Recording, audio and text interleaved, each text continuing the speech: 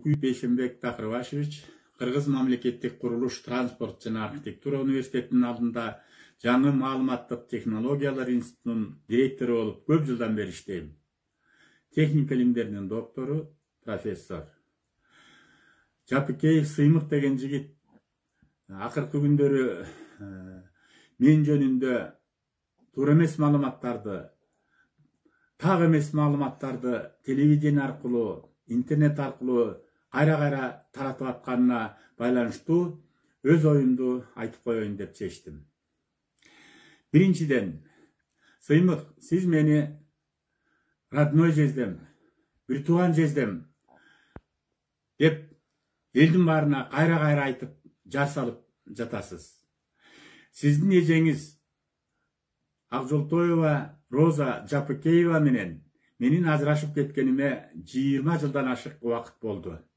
Ал кезекте сиз мектепте окуучу элеңиз же бүттүңүз беле эсимде деле жок.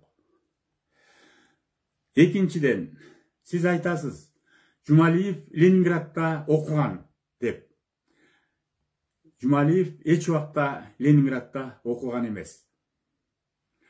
Үчүнчүдөн, сиз анык менин далилдеп берем.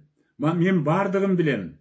Жумалиев менин жездеме көптөгөн фабрикаларын, заводдорун, жерлерин каттатып койгон.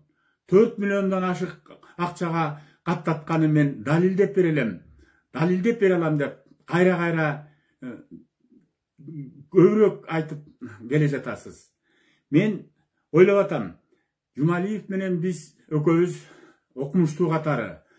Ал киши академик, профессор, доктор наук. Мен ал кишини абдан сыйлайм. Чогуу статьялар жазып, китептер жазып иштеп келе жатабыз.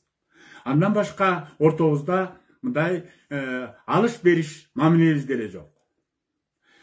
Анан сиз менин аброюма шеп келтирип, бул кишинин колунда эчтеке деле жок, эчтеке деле келбейт. Даже Прада деген машинени ошол жездеме сатып подарить этти деп айттыңыз.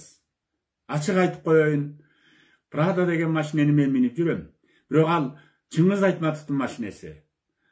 Уулу Элдарга убагында мен өкүл ата болчумун. Ошондон пайдаланып, ушул Айтматовдун машинесин минип жүрөйүн, короомдо дайым туруп турсун деп мен ырым кылып алганым чын. Мен аны менен сыймыктанам.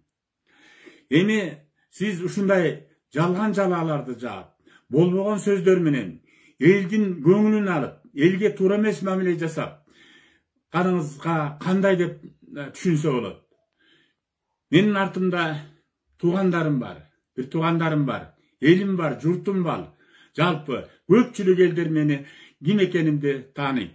Анан сиз ушундай информация таратып жатсаңыз, кандай деп ойлойсуз? Менин оюм кандай кетиши мүмкүн? Эгерде сиз айткандарыңызды далилдей албасаңыз, далилдебесеңиз, же болбосо ушул бүткүл жумурай жумуктан телевидение аркылуу, интернет аркылуу кечирим сурабасаңыз, менин алдыман кечирим сурабасаңыз, мен муну кечирбейм, анан сотко берүүгө даярмын. Сиздин туугандарыңызды мен абдан жакшы билем. Агаларыңызды, эжелериңизди, тың ага эжелериңиз бар. Керек болсо сизди чоңойткон чоң ата, чоң энеңизди да жакшы билчүмүн.